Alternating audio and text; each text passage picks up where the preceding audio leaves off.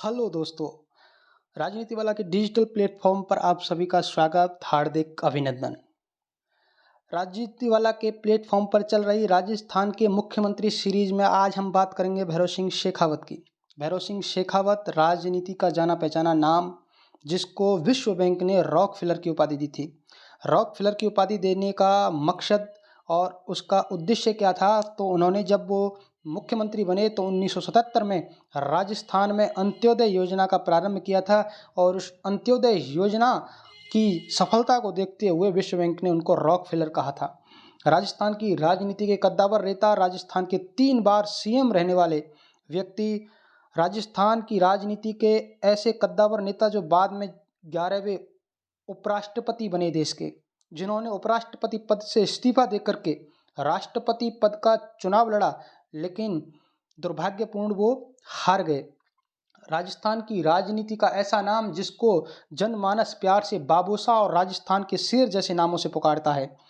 राजस्थान के ऐसे सीएम, राजस्थान के ऐसे व्यक्ति जो राजस्थान की राजनीति में पहली बार गैर कांग्रेसी मुख्यमंत्री बने और अपनी सरकार चलाई।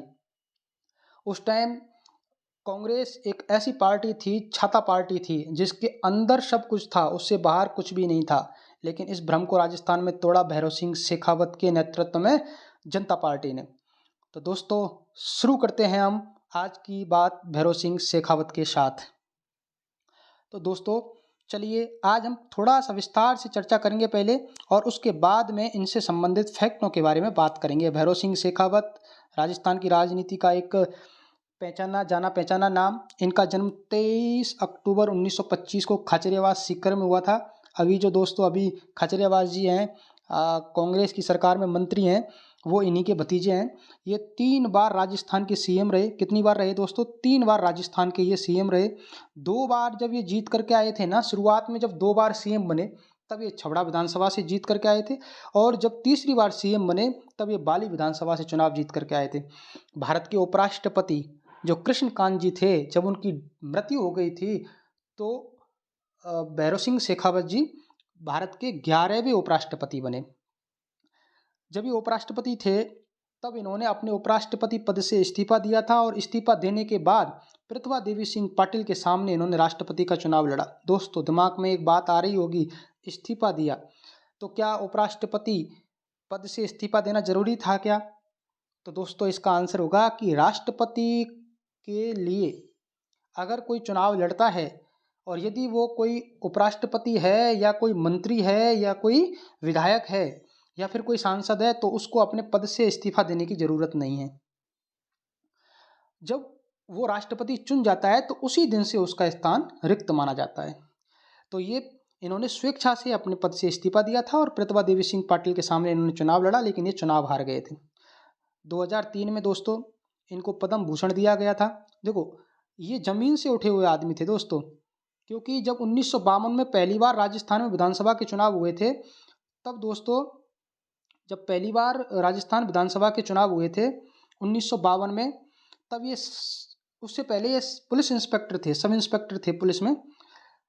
तो इन्होंने अपनी नौकरी से इस्तीफा दिया और नौकरी से इस्तीफा दे करके ये पहली बार राजस्थान विधानसभा के लिए चुनाव लड़े।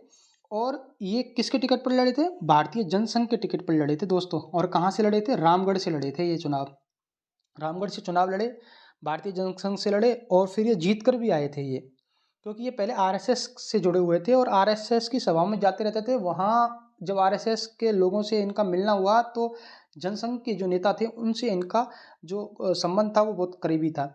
ये बाबा साहब या बाबोशाह या राजस्थान के शेर के उपनामों से नवाजे गए। वे 1952 में प्रथम बार रामगढ़ से राजस्थान विधानसभा में जीत करके आए थे दोस्तों। और दोस्तों 1972 में जयपुर में ये गांधीनगर में जनार्दन सिंह गहलोत के सामने चुनाव हार गए थे, यानी कि 1972 में ये चुनाव जीते नहीं थे। फिर 1973 में इनको क्या किया गया था कि 1973 में इनको मध्य प्रदेश से राज्यसभा के लिए चुन लिया गया था। तो अगर पूछ ले कि भैरव सिंह शेखावत राज्यसभा सदस्य थे, वो कहाँ से थे? तो मध्य प्रदेश से थे। कहाँ से थे दोस्तों? मध्य प्रदेश से। 1975 में राष्ट्रीय आपात के समय वह गिरफ्तार हुए तथा रोहतक जेल में इनको रखा गया था। अब देखो 1975 में आपको पता ही है, 25 जून 1975 की रात को इंदिरा गांधी ने आपातकाल की घोषणा कर दी। आंतरिक आपातकाल लगाया गया था। देश के इतिहास में सबसे अंधेरा दिन, डार्क वाला जो युग था वो 1900 जो साल था वो 1975 का ही साल था। उसमें इनको गिरफ्तार किया गया। ज़्यादातर गैर कांग्रेसी नेताओं को गिरफ्तार करके जेल में डाल ही दिया गया था। इनसे ही मतलब नहीं है, जितने भी गैर कांग्रेसी नेता थे लगभग को जो है जेल में डाल दिया गया था। उसके बाद वे राजस्थान के प्रथम गैर कांग्रेसी सीएम बने दोस्तों। अभी बताया था मैंने आपको, वे जनता पार्टी में 1977 में छबड़ा विधानसभा चुनाव लड़कर राजस्थान के प्रथम गैर कांग्रेसी सीएम बने। अब प्रश्न आ जाए कि भैरव सिंह शेखावत जब पहली बार जब चुनाव लड़े थे तो वो कहाँ से लड़े थे? रामगढ़ से लड़े थे। और जब वो 1977 में पहली बार मुख्यमंत्री बने थे तब वो कहाँ से बने थे? कहाँ से चुनाव लड़ा था उन्होंने? तो छबड़ा से चुनाव लड़ा था। कहाँ से लड़ा? छबड़ा से चुनाव लड़ा था और पहले गैर कांग्रेस सीएम बने। जब वे सेकंड बार सीएम बने तब वो धौलपुर विधानसभा का चुनाव जीत कर आए थे। थर्ड विधानसभा से वो सीएम बने तो वे 2 विधानसभा चुनाव लड़े, एक तो बाली विधानसभा से लड़े और एक गंगानगर विधानसभा से लड़े। 1988 में वो नेता प्रतिपक्ष भी रहे। वे 2 बार 1972 में गांधीनगर सीट से तथा 1993 में गंगानगर सीट से विधानसभा का चुनाव हार गए थे। गांधीनगर सीट से जनार्दन सिंह गहलोत और गंगानगर सीट से राधे श्याम ने उनको हराया था। उसके बाद देखो दोस्तों, यहाँ से ये इम्पोर्टेंट है 2002 में उपराष्ट्रपति के चुनाव में सुशील कुमार शिंदे को हराकर भारत के 11वें उपराष्ट्रपति बने। तो किसको हराया था इन्होंने? सुशील कुमार शिंदे को हराया। और कौन से उपराष्ट्रपति बने? 11वें। 2007 में दोस्तों ये प्रतिभा देवी सिंह पाटिल के सामने चुनाव लड़े थे और भारत के पहले व्यक्ति थे जो उपराष्ट्रपति रहने के बाद राष्ट्रपति का चुनाव लड़े और हारे। अंत्योदय योजना की बात करें तो शेखावत के कार्यकाल में अंत्योदय योजना ने बहुत प्रसिद्धि प्राप्त की थी और विश्व बैंक ने इनको रॉकफेलर की उपाधि दी थी। ये 2 बार नेता प्रतिपक्ष रहे, कई बार 3 भी मिलता है। विधानसभा में ये प्रोटेम स्पीकर भी रहे दोस्तों।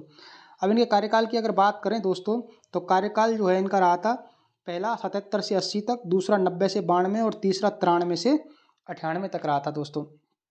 अब दोस्तों हम बात करते हैं इनके और जो इनसे संबंधित फैक्ट हैं। फैक्ट को एक बार पढ़ लेते हैं, उसके बाद में आगे बात करेंगे, ख़त्म करते हैं इसको। फिर देखिए दोस्तों, भैरव सिंह शेखावत अंत्योदय योजना अभी मैंने बताया था 1977 में रॉकफेलर इनको कहा था विश्व बैंक ने इसके लिए। 3 बार ये सीएम रहे दोस्तों। 11वें उपराष्ट्रपति ये बने थे। 2002 में राष्ट्रपति पद से इस्तीफा दिया था। प्रतिभा देवी सिंह पाटिल के सामने 2007 में चुनाव लड़े लेकिन हार गए थे दोस्तों। और दोस्तों इनको किसके किसके नाम से पुकारा जाता है? बाबू शाह के नाम से इनको पुकारा जाता है। बाबू शाह राजस्थान के सीट से पहली बार जब ये चुनाव लड़े रामगढ़ से लड़े और ये जनसंघ के सीट पर जो है चुनाव लड़े थे और जीत कर आए थे। 1973 में ये मध्य प्रदेश से इनको क्या बनाया गया था? राज्यसभा के लिए इनको चुना गया था।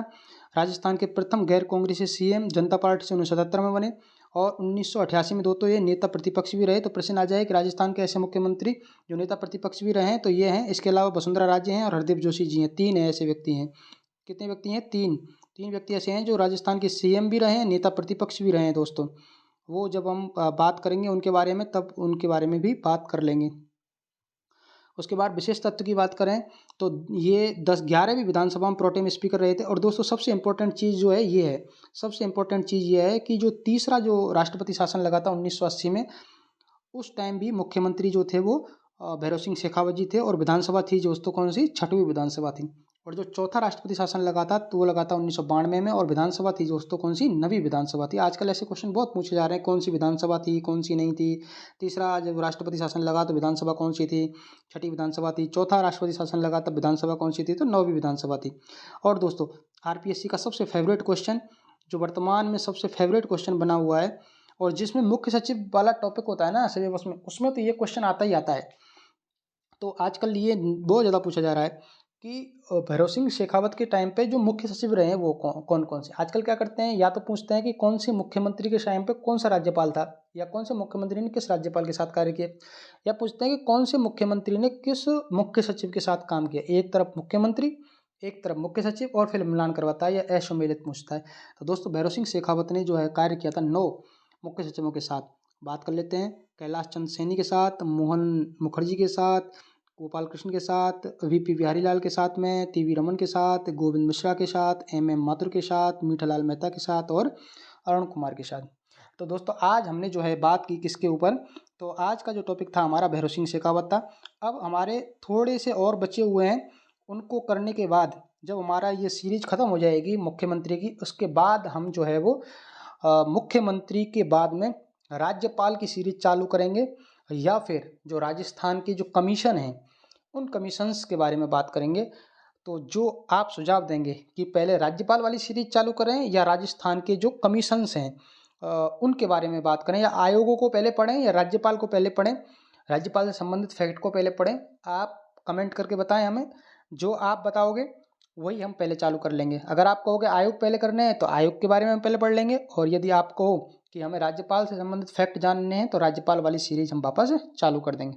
धन्यवाद दोस्तों, मिलते हैं कल वापस अगले मुख्यमंत्री के साथ में।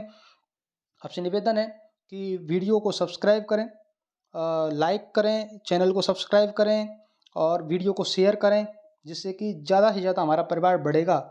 जितना परिवार बढ़ेगा उतना ही जो है मज़ा आएगा पढ़ने में और पढ़ाने में भी। धन्यवाद दोस्तों, कल मिलते हैं फिर इसी वक्त वापस दोबारा।